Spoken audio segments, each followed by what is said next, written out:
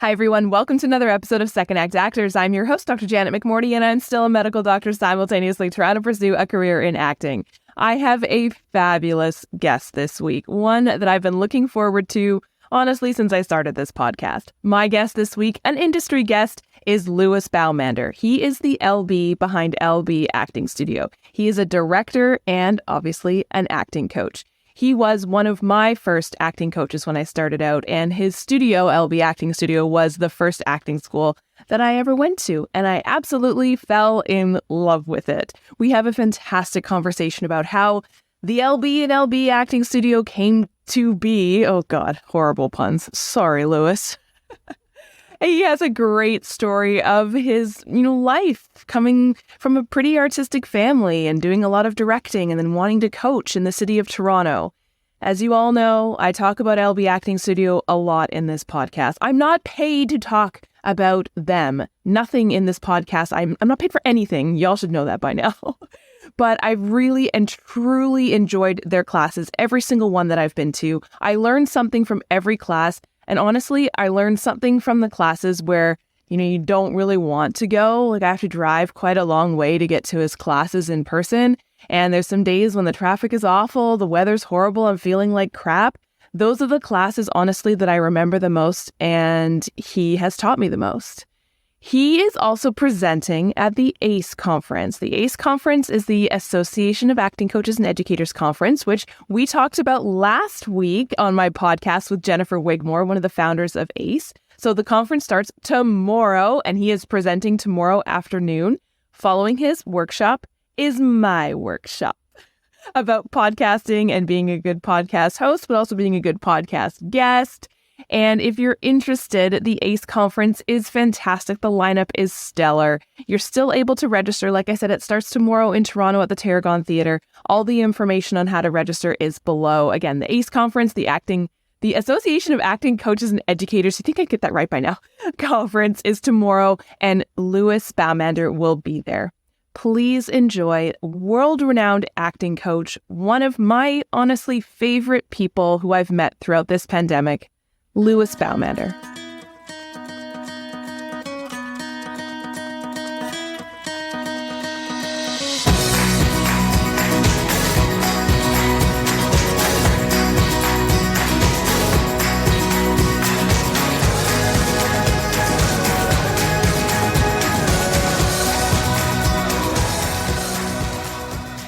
Tell me your story. How did you become who you are today?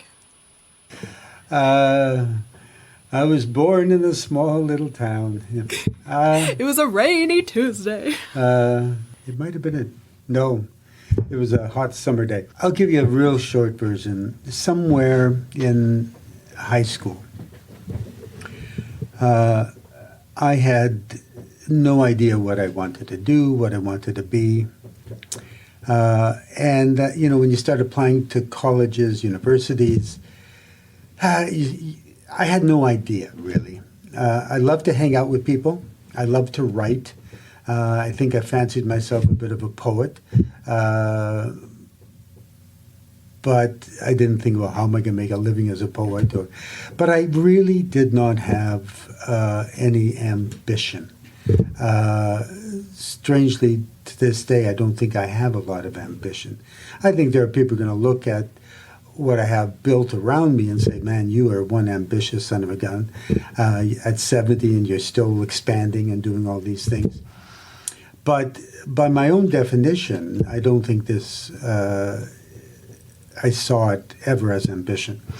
But it was a rainy day on June 6th. I do remember this, which was my birthday.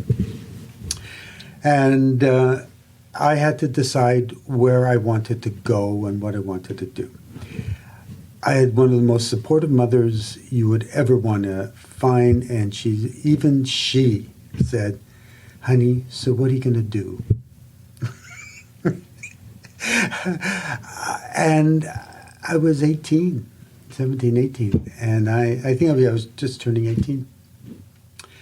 And I believe I got accepted at Carleton in the journalism department. And I thought, well, maybe I'll be a journalist. I got accepted to U of T, and it would be in the science, science. And I think York University as well, in a general education, psychology kind of thing.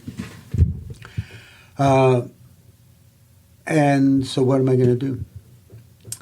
So I did go to this hill near where my parents lived because I was living with them.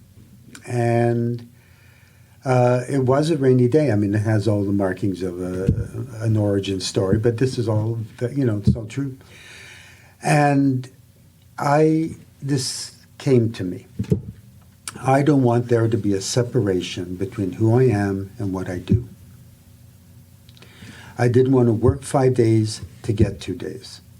I didn't want to work 11 and a half months to get 2 weeks. And that just stuck. Now, the first part, don't want to work 5 days to get 2 days, came from a novel by Joseph Heller. I can't remember the title of it. But I came to the conclusion I just wanted to hang out. And I probably had smoked a joint by then. But I just thought I just want to really hang out with people. I just want to learn. I mean, in some ways, what I teach them, because you've taken my classes, you've seen how I work in the class. I don't think I've changed since then. Standing on the mark is no different than anywhere else. You're always here, it's always now, and you're some aspect of yourself under different conditions. So that much has not changed. And so that led me to U of T, thinking I might be a psychiatrist. And it just goes on, but really, in terms of a career, that was the only decision I have ever made. Everything else has unfolded the way it has. There were different paths along the way, but it was, in some ways, I was just this stick floating down a river and went down this tributary or that, got stuck here, eventually dislodged and went this way or that way. So in some ways, that was it. And that's what I get to do. I get to hang out with people. Were you brought up in a creative family of artists? No. I grew up in a very proud working class world. I grew up in Saskatchewan. I remember when the first social, because the NDP started in Western Canada. It's interesting, it's flipped, and they're the most right-wing now. Different form of populism. But my grandparents would not take any money from the government. None. And my grandfather, in the early days, was a fruit peddler, so he had a wagon and a horse, and he delivered in Saskatchewan winter, was delivering fruit, vegetables, meat, whatever. So it was very proud that way, no government money. We don't accept handouts. So it had that, you work, you don't complain, you provide for your family. There was no other question. Now, that was it. So I think I grew up in that kind of environment. But I also grew up I was part of the 60s, so I was part of that generation. So obviously the 60s influence came into my life. I was right there at the heart of when the Beatles, Dylan, the Beach Boys, like all that music was being produced in that 3-4 year period. Like most of that music within 3-4 years, that's where it came to be. So I was part of that world. Yeah. So although I wasn't raised in a creative home in that sense, the world in which I had to breathe and live in was anything was possible.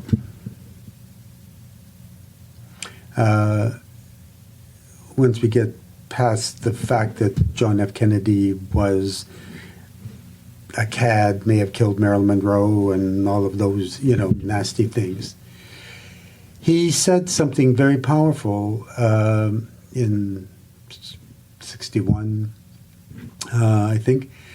And he said, it's not what your country can do for you.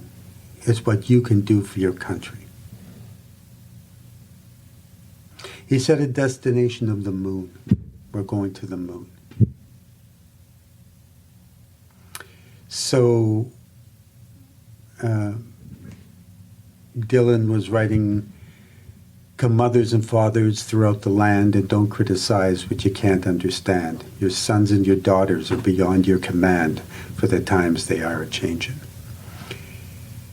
So that was the world I grew up in. So it wasn't, creativity wasn't, you weren't a creative, which, oh God, makes me sick.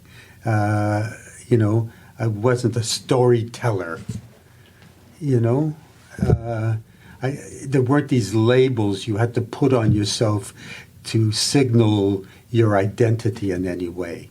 Your identity was not something you wore like a cloak or a costume. It was something you were. So that's why the answer, I've answered your question, but not in a traditional way to answer that question, because I don't and never have seen the world that way. So how did LB Acting Studio come about?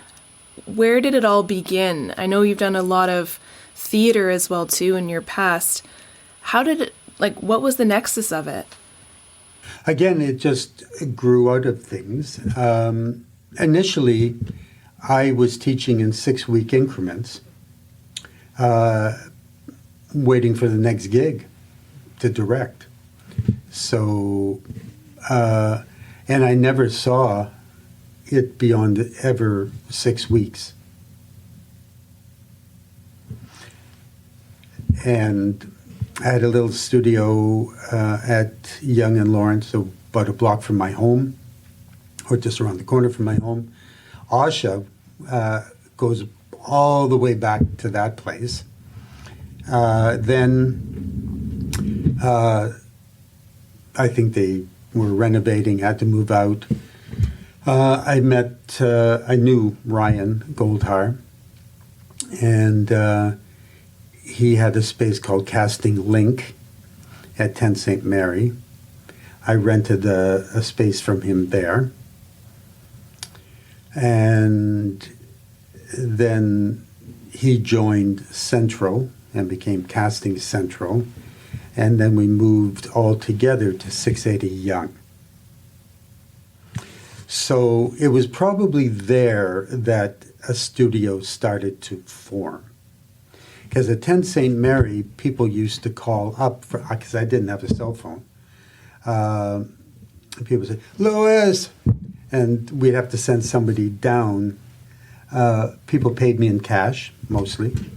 The people at the donut shop thought I was a drug dealer, pimp, something or other. I don't know. People give me cash right there at Yonge and St. Mary.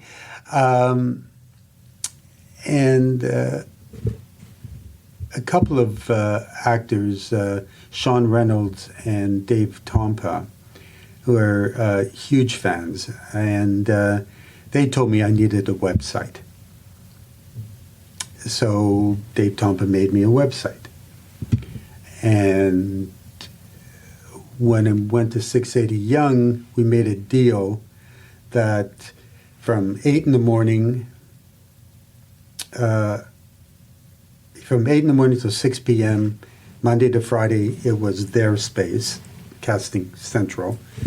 And I had it from 6 p.m. till 8 in the morning. So I was teaching 4 or 5 classes a week. I was coaching, and then it just grew, and I was coaching, I think I peaked at about 32 students a week, plus my 4 classes. And then Gina Riley was one of my students, and Georgina just was so curious, and she would hang out after class and want to know about this, want to know about that.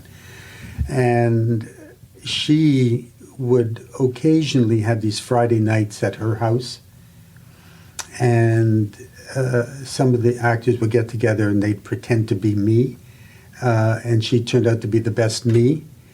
And so people started asking her to coach a little bit, and she didn't know what to do with that. So I said, you know what, I can't handle everybody. And so she became my first coach.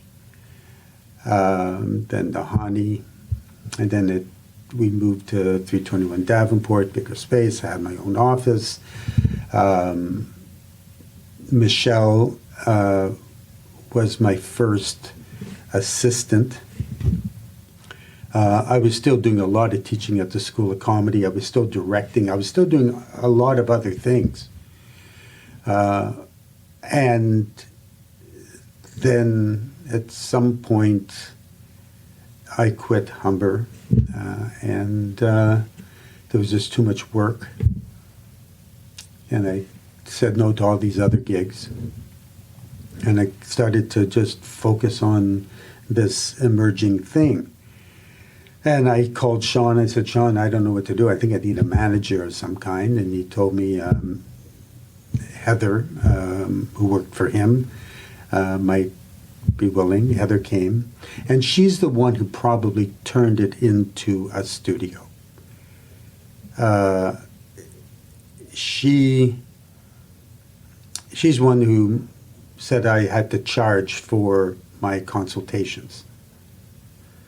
I would sit in my office, people would just walk by, sit down, plop on my couch and talk. People would walk in any time, and then she started to, can I help you? Do you have an appointment? And I'd, no, that's okay. It's not okay. Is he a friend? Is she a friend? And I say, yeah, okay. But she set that up. And so from there, I guess it grew, and then other teachers started to come on board. But and then with, she left because she had a baby, and she had an assistant named Caitlin, and she trained Caitlin how to handle me. And she's been handling me ever since. You mentioned a lot of the people like Michelle and the other coaches that you've had, that you've now grown. There's such a variety of coaches within your studio. I don't know if I have a question. It's more of a statement in that, so Michelle was my first ever acting coach ever. And I just felt so connected to her and her method of teaching and your method of teaching. But there's such a broad variety of coaches at LB. How did you find these people? Well, first, to be an LB acting coach, you have to have trained with me a minimum of 5 years. And for Georgina, Nahani, Michelle, Stephen, Jacob, for them specifically, they had to, I teach the first half of their class. Then I was like the choreographer, they were the dance captain. So I teach the first half, they taught the second half. That's why the classes are structured 6 to 7:30 and then 7:30 on, because I was in their classes from 6 till 7. And so that's how they evolved. The other coaches, Asha, Kaylee, Daniel Karp, Jujube, they didn't actually teach the second half of a class. They got their own class, but not before they spent probably 3 rounds auditing, sitting in and auditing all the other coaches. They had to go into every other coach's class. They had to be part of my new LB class. They had to sit in every one of those. So that's how, so they're all connected to me in that way. And again, every coach appeared. They just appeared. Like, oh, there they are. They're coaching. So they're all very different, but they're united in one thing. And I think for all the teachers you've studied with or coached with, they are all, I taught them not only what to teach, but how to teach it. And I think the how to teach it is probably the most important part of that. And in my selection of them, or them being selected by the universe, as it were, it was that thing. They are all some extension of me. Not in their whole lives by any means. I'm not saying anything remotely like that. I have no idea what they do in their lives for the most part, and they don't have any idea about me, really, We're not friends. But within the studio and the teaching, we are bonded by that. So it doesn't matter what class you go to, you'll be picking up the same message and more or less the same techniques or drills. They're all virtually identical. There is a slight difference in their natures of what they picked up from me. Michelle has picked up mostly the nurturing side of my nature. Jacob, for the most part, has picked up my humor and the way I do it.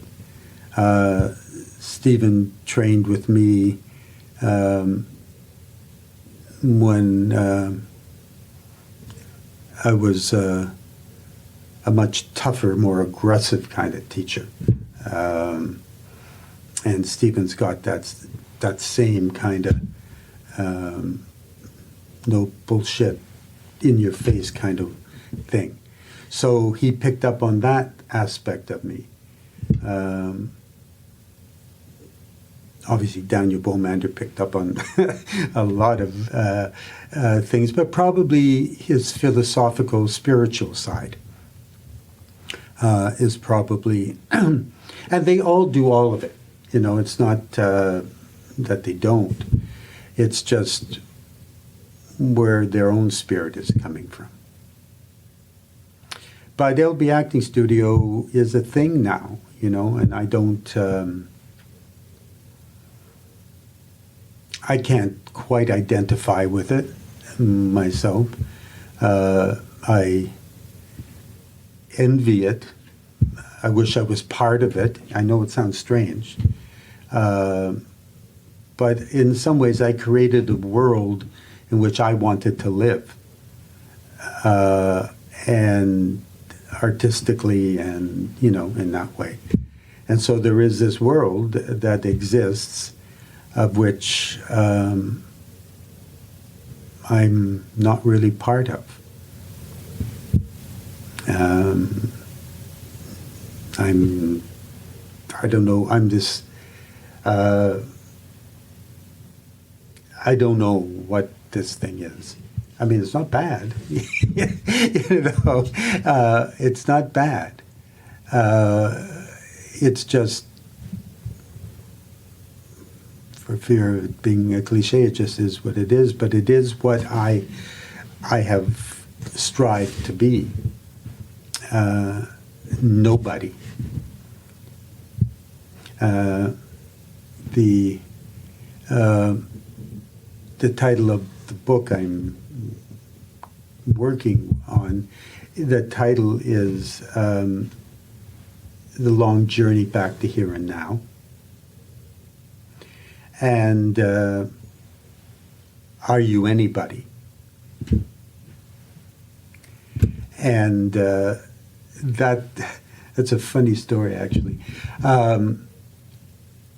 Way back in late 90s. Anyway, I'm spending a lot of time with Keanu in Los Angeles. We're preparing to do a production of Hamlet, and the theater flew me down there, and he set a few conditions for being in it. One, I direct it. Two, he would have access to me for a year.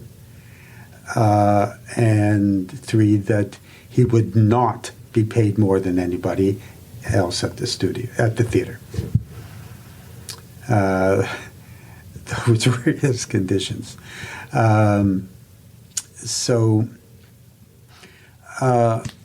Anyway, we're one trip I'm there. We were rehearsing in the morning, went for lunch at the sports bar, and then we're going to go back and rehearse.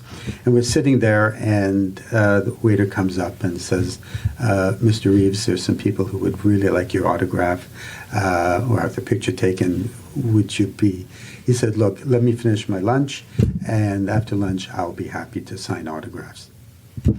So we finished the lunch, and he stood at one end of the bar, deepest into the restaurant, at those big long bars.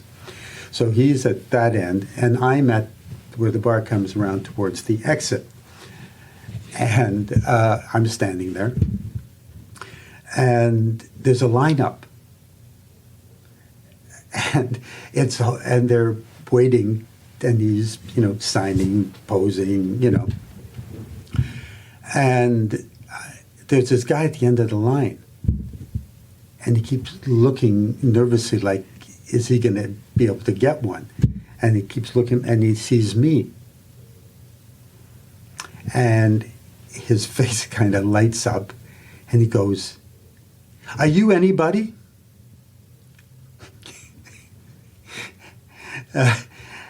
And it was so earnest that it broke my heart, and I said, I'm sorry, no. And he put his hand on my shoulder and he says, don't worry, either am I. That's such a great story. And so that's the subtitle of the book, Are You Anybody? I love that. Are You Anybody? Which fits into the whole notion of standing on the mark is no different than anybody else. Never walk into a room wanting anything, only walk into a room with something to give or to offer. Our goal is to share, not acquire. So it fits in with just how I've endeavored to live my life anyway. One of the big messages that I've gotten from your classes and the classes I've taken with other instructors at LB, well, there's tons of messages. I was looking at some of my notes from classes and they're like stack. And you also you wrote a really great blog post about it, and it's the notion of empathy. And I find that as an actor, really, I'm trying to figure out how to word this. I find it hard to bring that in because so much of what I'm doing as a still fairly new actor is thinking about what I have to do here, lines and feelings and all that stuff, as opposed to the other person. And the biggest lesson I've learned from you is how, like, the empathy and the importance of the other person. And I was wondering if you could touch a bit more on that, because that's such a powerful message, I think. Well, first, let's see if, going back to the origin stories. So I don't know how old I am, maybe I'm under 10, maybe I'm 6, 8, 10, I don't know. But I'm on the porch with my mother, and we used to wish on stars and that kind of thing. And my mother would always say, before you wish for anything for yourself, wish something for somebody else. So the seeds of all of that, okay, the seeds of all of that, if you're looking at origin stories, goes probably back to that place. So then, of course, I spent time in various Zen monasteries at different points in time. So empathy has always been a critical part of, not a critical, that makes it sound technical, just a very essential way in which I have chosen to live. So then shifting it to a practical application to the acting process, central to the studio is that if the goal is to be authentic, the only way to be authentic is to be authentic. Therefore, any acting technique that creates even this much of a separation between who you are and what you're doing will be seen as acting. You have to remove that time lag between the impulse and the action. So how do we do this? Well, the only way to accomplish this is to learn how to do consciously what you're doing unconsciously anyway. So what are the key elements to that? Curiosity, empathy, breathing. These are the essentials of human communication. Now, there's some cognitive things in there that tie into my various drills, thought, action, behavior and rhythm, and all of those, how the brain processes information, how to take that and apply it to your script. So there's those technical elements. It's not all Zen Buddhism nature-based, There's a very pragmatic part of it. But if you consider when you watch a television show, you don't sit there and go, oh, damn, and put it on pause. I got to find a way to relate to this. I have to do a substitution. No, because empathy. That's not your situation up there on the screen. You're not identifying with the situation. You're identifying with the underlying dynamic of that. So that's where empathy comes into play as a acting technique. And it cuts through a lot of nonsense, really.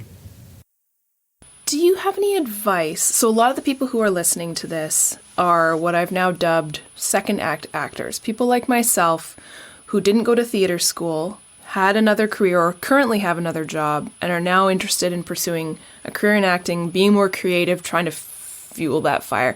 Do you have any advice for people interested in trying it out and trying to get, honestly, and this is what I felt, like getting back in touch with some of those emotions, with that empathy, honestly?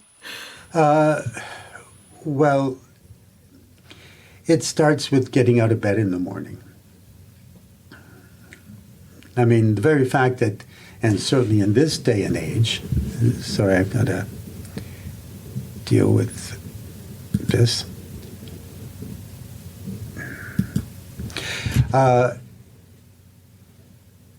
Certainly in the last 3 years, 4 years, just to get out of bed in the morning is an act of faith. You've already won. If you get out of bed, get dressed, and walk out that door to do something, you're already a winner. So I think that's important. And getting back to and remembering, what are we here to do anyway?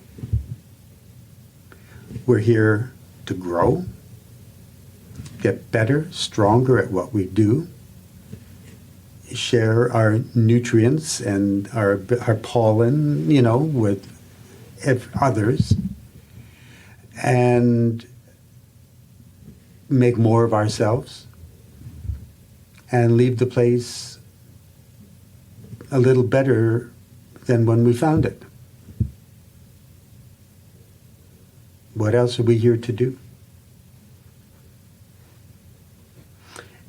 Everything else is really a distraction and a source of a lot of disappointment, pseudo-pleasure, egotistical desire, I mean, there are pleasures, and we have flesh, we have, pleasures. We want to satisfy these pleasures and needs, of course. But that has nothing to do with who we are. That's just a thing we do to satisfy this hunk of bone and flesh that walks around. There's a deeper thing in us that requires attention. So now it's very difficult to have the discipline, and it is a discipline, to pay attention to that, not to cave into the manicness around us. There is a Zen question, which never has an answer, which is, can a man walk through a smoke-filled room and come out the other end not smelling of smoke? And so every day one is walking through various abominations and poisons, and and it's hard not to want to join in. It's interesting because I think I resonate with that as a feeling of, as somebody who came into this later in life and this realization, there's a feeling of, like you're saying, manic energy. And the poison around me is, I need to catch up because I'm behind. I'm behind people who have been doing this since they were 6. And now I need to catch up, which is false. True, but false. Because of course I'm not going to catch up, right? They've got 24 years of experience more than I do. But I'm on a completely different path.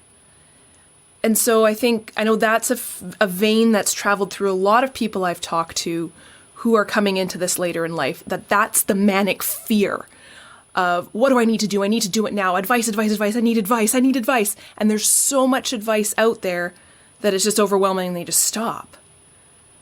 Like, how do you sift through that, especially if you don't come from a theater school background who, you would hope would try and help people sift through it?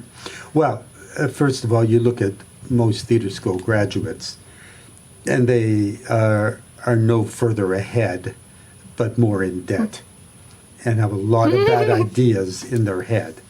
So in that one sense, people who are coming at it from a second career often have made some sacrifices, have established a certain financial cushion or underpinning, and so in some way, in that sense, are way further ahead because they don't have a lot of nonsense in their heads, and they have maturity, and they have a certain amount of financial stability.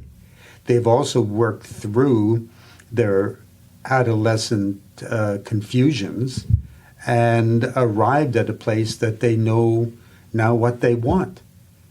So I would argue people who are coming into it on the second wave are actually often much further ahead than others. Because most of the teen actors aren't working. There's a higher likelihood of a child star ending up a drug addict than a successful adult actor. Okay. And Sarah Pauly has gone into great detail about some of this. A very unique and specialized experience, and but a lot of these teens, I know a lot of them. I knew a lot of them. They weren't further ahead. So I would argue that it's a false premise.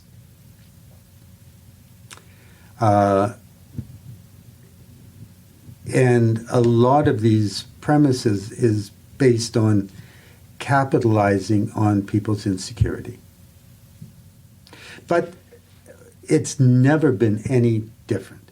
Going all the way back to the beginning of time, people were hawking bullshit from the beginning.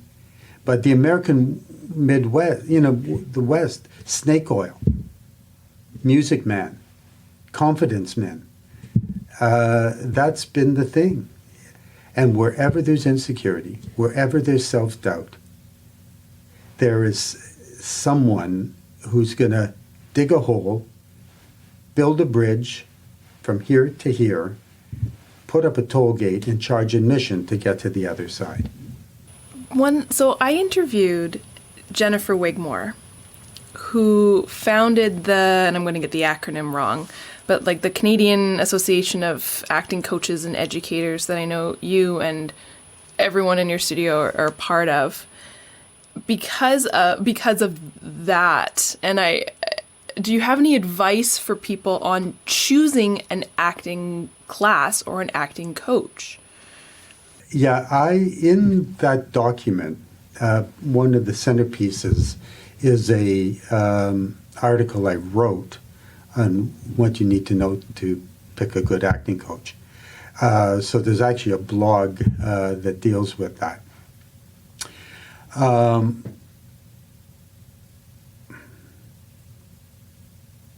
I would not be impressed by the famous people they may or may not have coached. Because as coaches, we're lucky that they passed through us. And, I'm pulling away my own cover here in some ways, but in this last year or so, the juxtaposition of Keanu Reeves and Shamier Anderson both being in John Wick 4 together and them sending me a video about that experience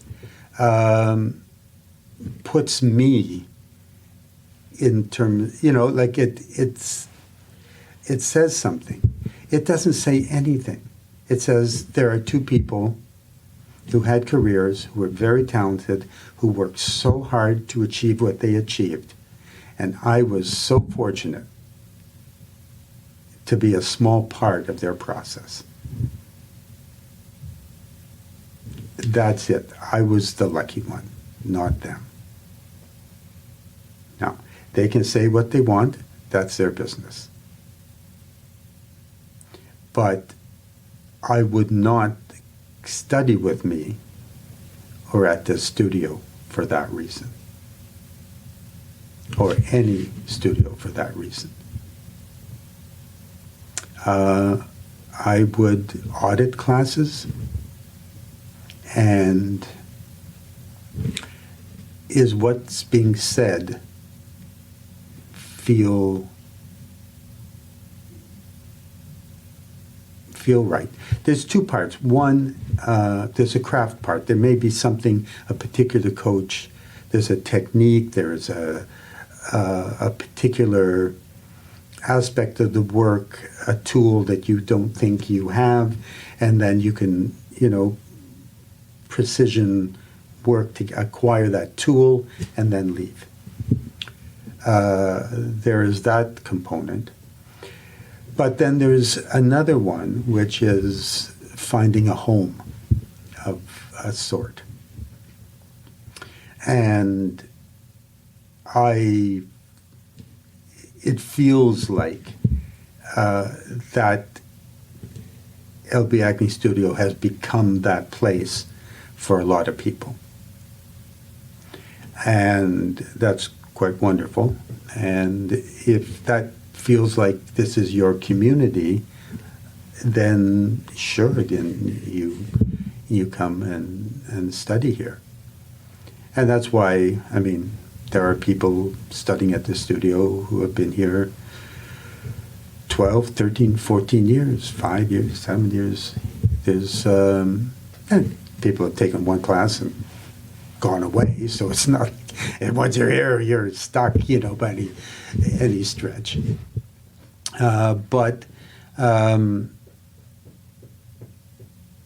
Yeah, that would be the advice. And listen to that voice that tells you, I'm not sure.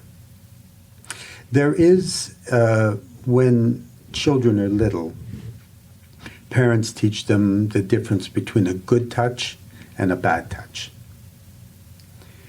And the same is true with acting coaches in acting studios. There is, unfortunately, a little bit of the physical inappropriateness. I'm not talking about that. That exists in every industry. Wherever there's power dynamics, there's going to be abuse of power. But I'm talking about the psychological component, because you go into an acting class very open, and there are psychological bad touches. And you have to be very tuned into that thing. So if an acting coach says, I think you got some trust issues, and a little voice in you is saying, no, I don't. I feel threatened by that. I'd find my way out of that class as quick as possible.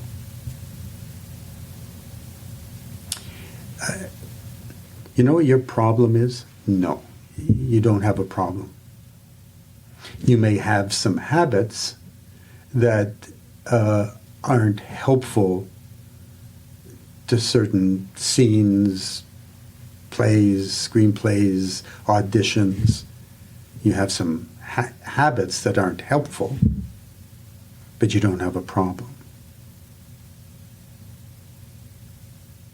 You know who you are? No. You've just met me. You don't know who I am. So I'd be,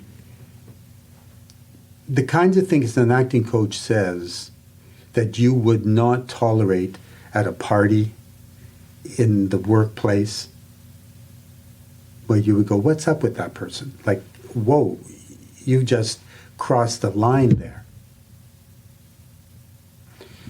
And if an acting coach says anything that you would find inappropriate or somehow a psychological threat in any other environment of your life, you're in the wrong place. But somehow we give a certain benefit of the doubt. And that's why I am so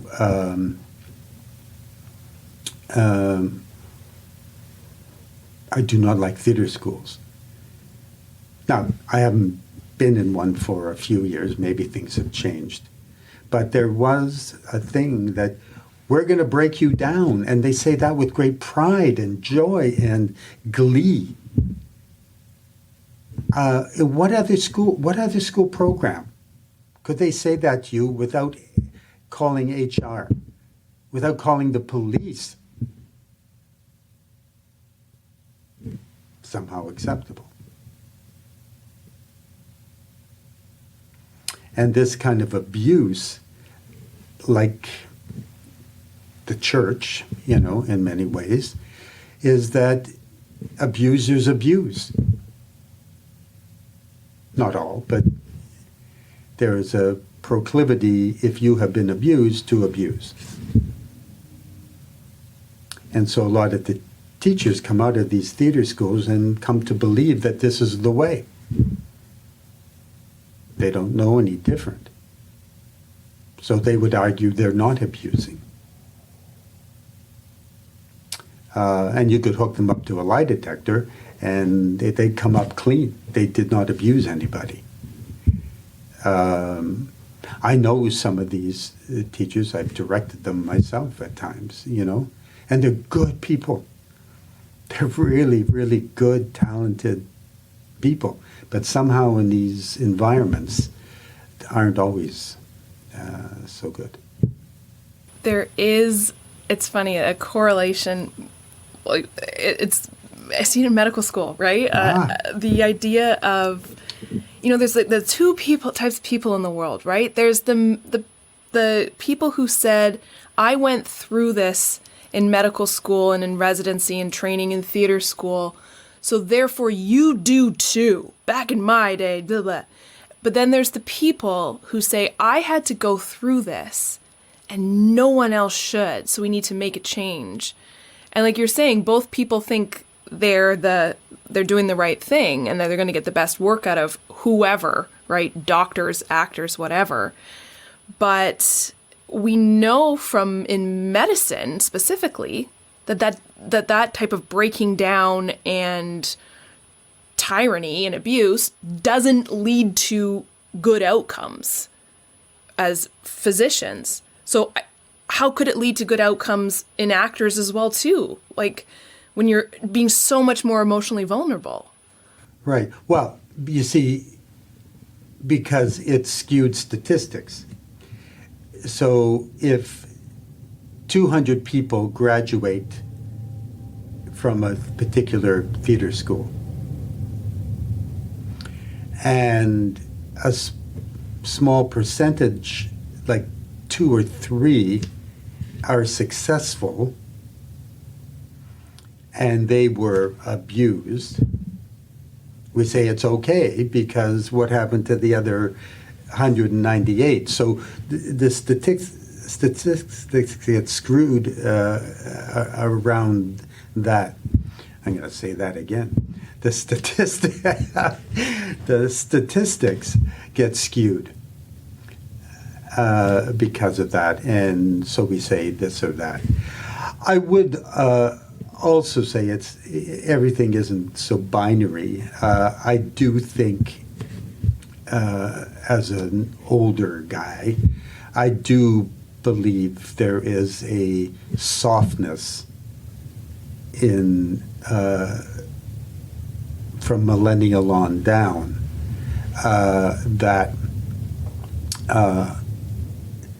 feels it's entitled to something, that their feelings are the single most important thing in the world. How you feel is not a fact. How you feel is not an argument. How you feel isn't something that you can declare from the rooftops with any kind of moral certitude. And there is a tendency for that to be the case. Your feelings don't matter. I think one of the reasons that I think Yellowstone is so popular is that it actually believes in moral righteousness and moral certitude, and you live by a certain code. And you can disagree with that code, but these people live by it.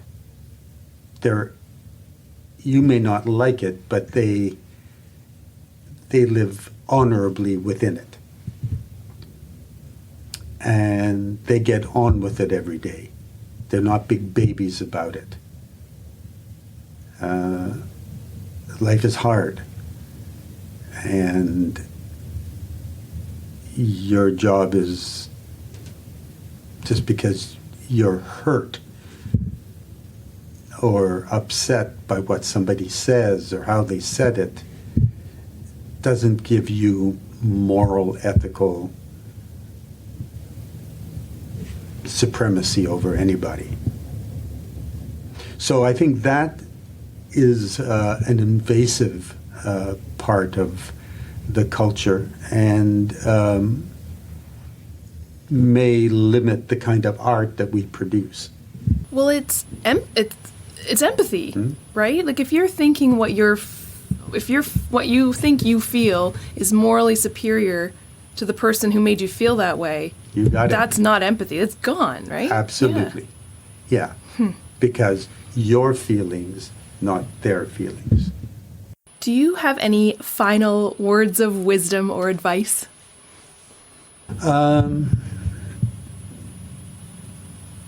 Just try to live righteously. Recognize that life can be hard and difficult at times. You don't have to feel guilty because you live in a part of the world that isn't war-torn, that isn't starving, that isn't any of these things. That's not our world. We should do what we can, donate, give our time to bring attention to that kind of suffering, absolutely. But this is our life, and we live here, and we shouldn't be ashamed of it. We have our own issues, and we have to get up every morning and live our lives. So I think from something from Dylan was saying that if you can get up in the morning and then go to bed at night, being a little better than you were when you woke up, given a little bit more back to the world than when you woke up, you've had a good day. If you haven't, it's not, and you measure your day by that. So I would say that that's, but it's, I know people like me in my position who can sit here and talk with a certain kind of eloquence and authority, and have the resume to back it up, can be seen as people who've accomplished, their work is done, they're here, you know? And I have to struggle with the very same things every morning.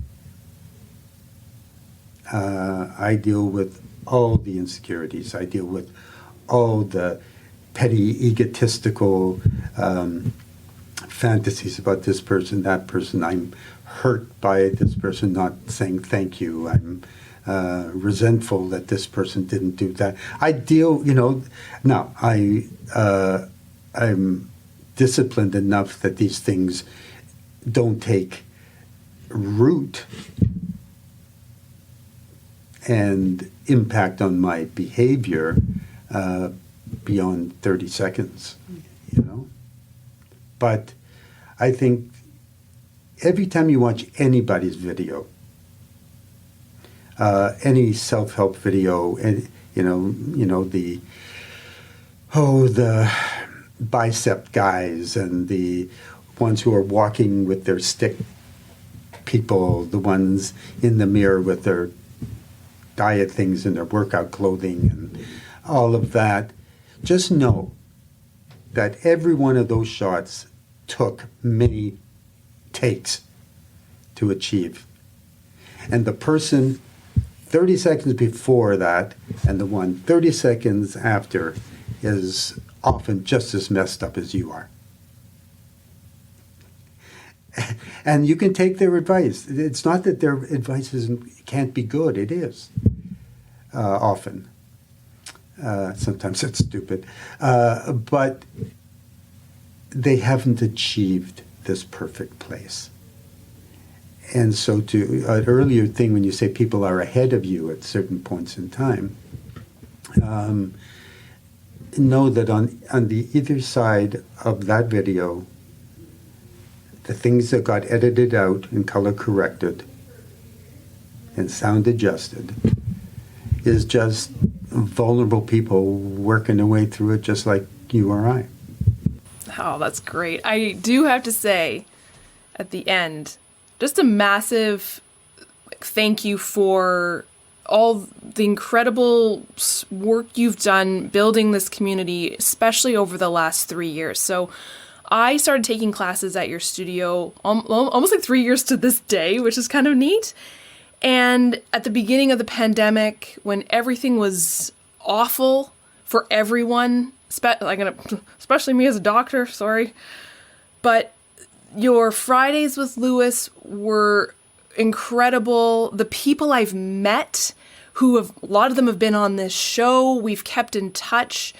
Your classes are really hard in the best way.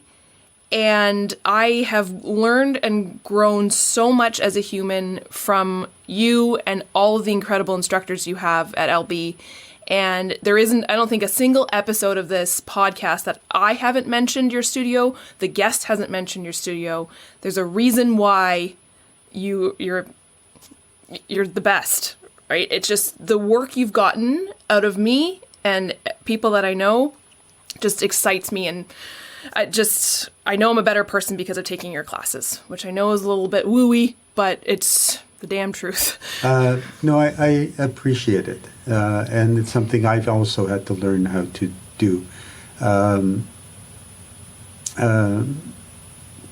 I have in the past not been appreciative because in my desire to not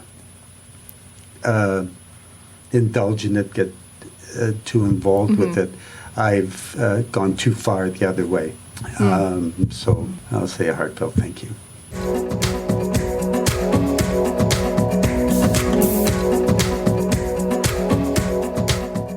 Thank you, everyone, for tuning in, and thank you, Lewis, for being my guest this week. I know I already thanked you in our episode, but truly, your acting school and your acting style has been so profoundly impactful for me as an actor, as an artist, as a human being. I've learned so much about myself, about others, and I've loved every single class I've been involved with at your studio. And the coolest thing, I think, is I've really enjoyed getting to know everybody that I've met through your acting studio. As you know, if you all have been listening since the beginning, a lot of my guests are people that I've met at LB Acting Studio. If you're looking for a acting coach, especially as a newer actor starting out in this career later on in life, as all of us are, definitely check out the ACE website. And these are Canadian acting coaches, I should say. So that stands for the Association of Acting Coaches and Educators. There's a list of acting coaches who have gone through their training, which is all about diversity in the classroom, inclusion, power dynamics, LGBTQ2+.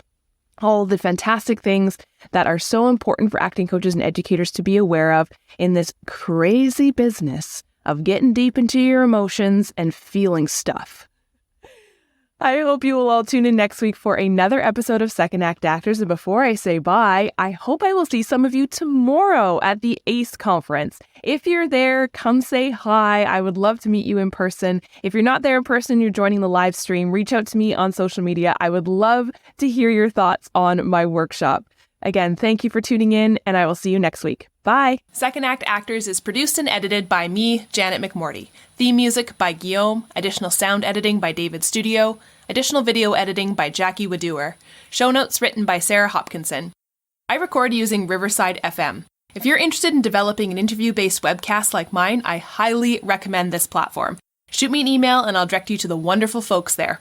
If you or someone you know is interested in being a guest, email me at secondactactors@gmail.com. Don't forget to like, subscribe, and share with your friends. My love language is words of affirmation, so compliments, constructive criticism, and feedback are always welcome and encouraged.